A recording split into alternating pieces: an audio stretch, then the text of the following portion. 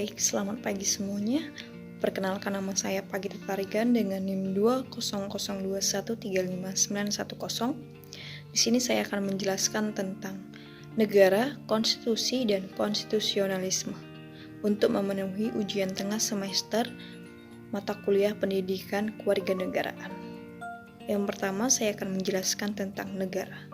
Negara adalah organisasi kekuasaan yang berdaulat dengan tata pemerintahan yang melaksanakan tata tertib atas orang-orang di daerah tertentu, atau bisa disebut juga negara itu yaitu tata pemerintahan yang melaksanakan tata tertib atas orang-orang di daerah tertentu.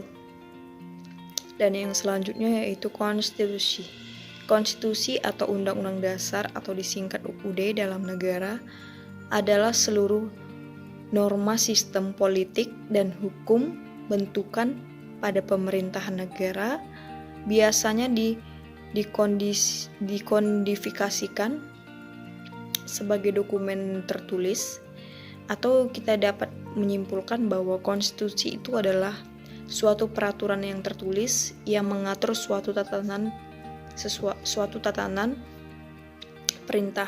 pemerintahan suatu negara. Dan yang selanjutnya itu negara, bentuk-bentuk negara dan bentuk-bentuk konstitusi. Yang pertama, bentuk negara. Bentuk negara itu ada dua, yaitu negara kesatuan dan negara serikat. Yang pertama yaitu ada negara kesatuan. Negara kesatuan adalah negara yang berdaulat yang diselenggarakan sebagai satu kesatuan tunggal, di mana pemerintahan pusat merupakan yang tertinggi, serta satuan-satuan subnasionalnya hanya menjalankan suatu kekuasaan yang sudah dipilih oleh pemerintahan pusat untuk didelegasikan. Sedangkan negara serikat adalah negara yang bersusun jamak yang terdiri atas beberapa negara bagian yang masing-masing tidak berdaulat. Setiap negara bagian bebas melakukan tindakan ke dalam asal bertentangan dengan konstitusi federal. Tindakan keluar atau hubungan dengan negara lainnya hanya dapat dilakukan oleh pemerintahan federal. Selanjutnya yaitu bentuk-bentuk konstitusi.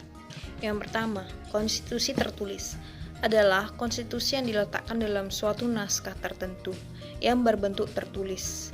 Dan yang kedua yaitu konstitusi tidak tertulis adalah konstitusi yang tidak diletakkan dalam suatu naskah. Ciri-ciri negara.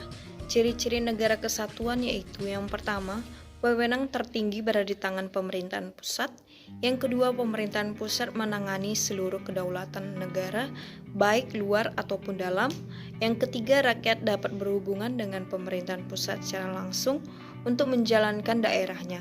Hanya terdapat satu konstitusi Undang-Undang Dasar atau UUD, satu kepala daerah, satu kabinet, satu dewan, menteri, dan parlemen. Yang keempat yaitu negara memiliki kebijakan yang berkaitan dengan permasalah ekonomi, politik, sosial budaya, dan pertahanan keamanan. Yang selanjutnya yaitu ciri-ciri negara serikat. Ciri-ciri negara serikat yang pertama ada terdiri dari beberapa negara bagian. Yang kedua, setiap negara bagian memiliki kekuasaan asli. Yang ketiga, terdapat UUD di dalam setiap negara bagian. Dan yang keempat, pemerintahan pusat memiliki kewenangan keluar dan ke dalam. Dan yang kelima, kepala negara memiliki hak veto. Dan yang keenam, adanya pembagian kekuasaan pemerintahan pusat dan pemerintahan negara bagian. Yang selanjutnya yaitu ciri-ciri konstitusi.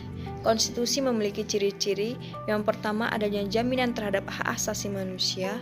Yang kedua, adanya bentuk negara dan tata cara atau asas demokrasi Pancasila yang berlaku. Yang ketiga, adanya susunan ketatanegaraan. Yang keempat, adanya lembaga-lembaga negara dan pembagian kekuasaannya. Dan yang kelima, adanya pernyataan tentang perubahan konstitusi.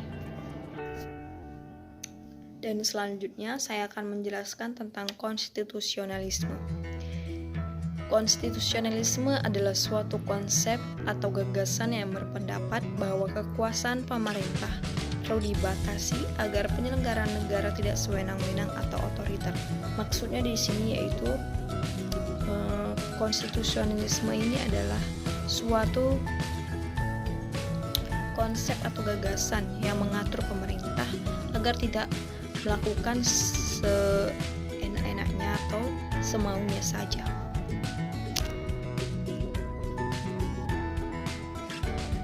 Yang selanjutnya latar belakang konstitusionalisme.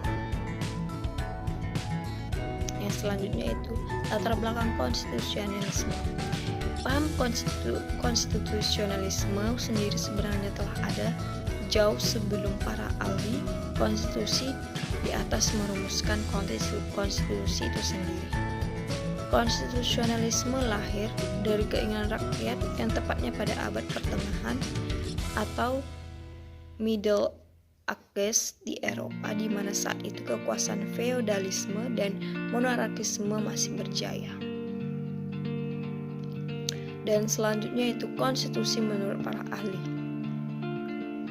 Konstitusi menurut para ahli Carl Jeffrey dan Sunting menyebutkan bahwa suatu kumpulan kegiatan yang diselenggarakan oleh dan atas nama rakyat, tetapi yang dikenakan beberapa pembatasan yang diharapkan akan menjamin kekuasaan yang diperlukan untuk pemerintahan itu tidak disalahgunakan oleh mereka yang mendapat tugas dan memerintah. Dan yang selanjutnya menurut Andrew Heywood Sunting, konstitusionalisme adalah penyelenggaraan pemerintahan yang dibatasi oleh sistem perundang-undangan, atau konstitusionalisme ada apabila lembaga-lembaga pemerintahan dan proses politik dibatasi secara efektif oleh aturan-aturan konstitusi. Dan selanjutnya yaitu tujuan dari konstitusi. Tujuan konstitusi ada yang pertama membatasi kekuasaan penguasa agar tidak bertindak sewenang-wenang. Yang kedua melindungi hak asasi manusia. Dan yang ketiga pedoman penyelenggaraan negara. Dan yang keempat memberikan batasan-batasan ketetapan bagi para penguasa dalam menjalankan kekuasaannya. Dan syarat terjadinya konstitusi. Konstitusi dapat terjadi jika sudah memenuhi syarat sebagai berikut. Yang pertama, memperhatikan kepentingan rakyat. Yang kedua, melindungi asas demokrasi. Yang ketiga, menciptakan kedaulatan tertinggi yang berada di tangan rakyat untuk melaksanakan dasar negara. Dan yang keempat, menentukan suatu hukum yang bersifat tertentu. Konstitusi di Indonesia. Konstitusi yang berlaku di Indonesia adalah Undang-Undang Dasar 1945 yang ditetapkan PPKI pada tanggal 15 Agustus 1945,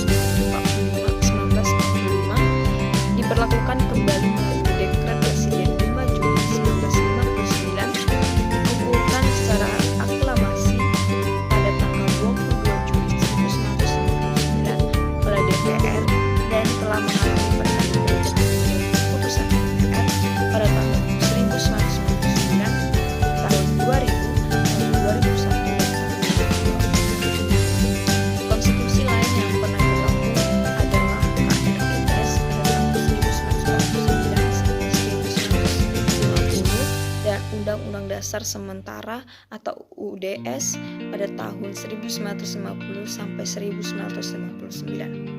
Dan konstitusi yang berlaku di Indonesia adalah Hukum Dasar Tertulis atau Undang-Undang Dasar.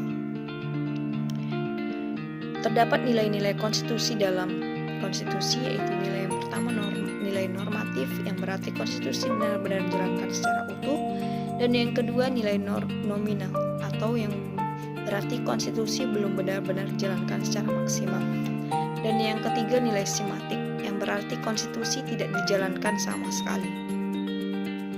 Terima kasih, sekian hasil dari presentasi saya. Apabila